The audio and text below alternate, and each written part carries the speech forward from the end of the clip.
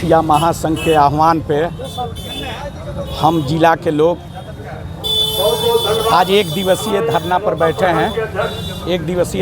बैठे हैं। इसके पूर्व में 22 अगस्त को प्रखंडों में हुआ, आज जिला में हो रहा है। 31 तक का अल्टीमेटम है।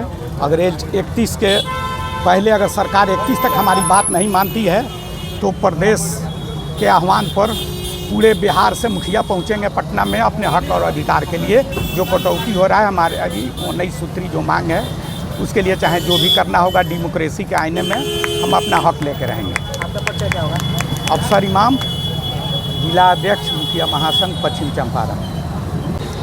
धरना का मुख्य कारण है कि मुखिया पूरा पंचायती जो राज प्रणाली है उसके केंद्र में है और पूरे पंचायती राज व्यवस्था के तहत जो पंचायतों को अधिकार था उसमें लगातार कटौती की जा रही है। आज आप देख सकते हैं कि 2000 में जो मुखिया हुआ करते थे उनको कितने तरह के व्यापक अधिकार हुआ करते थे और आज आप देख रहे हैं कि मुखिया लोगों के तमाम अधिकारों में कटौती कर दी गई है। यहाँ तक कि मुखिया जो है अपने ढंग से अपने पंचायत में कोई योजना को सेलेक्ट नहीं कर सकते।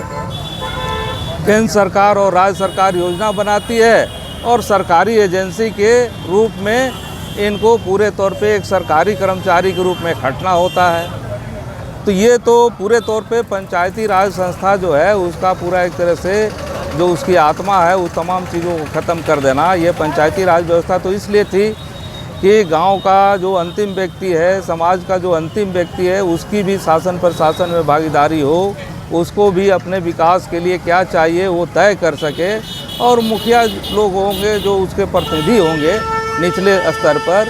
तो ये तमाम कॉन्सेप्ट लगभग ख़त्म है और जो केंद्र की योजना भी आ रही है उसमें जो मजदूरी की दर तय की जा रही है वो सरासर ही अन्यायपूर्ण है और गैर कानूनी है। अब मनरेगा में 429 रुपये मजदूरी से कम नहीं मिलनी चाहिए।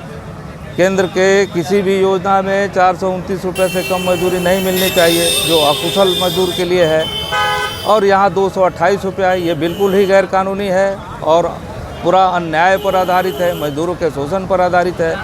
और उसमें भी वो पूरे तौर पे सरकार को मनरेगा की योजना में कि कार्यस्थल पर ही मजदूरों को मजदूरी मिल जाए, इससे सहूलियत होती, जल्दी से जल्दी उनका भुगतान हो जाए जो काम कराने वाले हैं। तो इसके लिए अब जो पूरे तौर पे नेटवर्किंग की जो प्रणाली है, इस प्रणाली में कोई काम अगर करता है केंद्रीय योजना के तहत, मनरेगा के तहत कोई मुखिया जी लोग काम करते हैं तो उनको बरसों बरस पैसे का इंतजार करना पड़ता है और बहुत मामलों में पेमेंट भी नहीं होता। सत्ता में तो सर आप लोग भी हैं और लगातार सरकार पर ही सवाल आप लोग भी कर रहे हैं, तो आखिर सरकार से आप लोग की बात क्यों नहीं हो पा रही है कि आप लोग इस तरह का सवाल? हम लोग तो पूरे बिहार की सरकार ने, बिहार के जो ग्रामीण विकास मंत्री हैं, केंद्र सरकार ने जो मनरेगा योजना की जो पैसा थी जिसका काम हो चुका था वो उस पर लगातार उनसे पत्राचार किया गया केंद्र से, लेकिन बहुत सारे मामलों में आज तक भुगतान नहीं हो सका।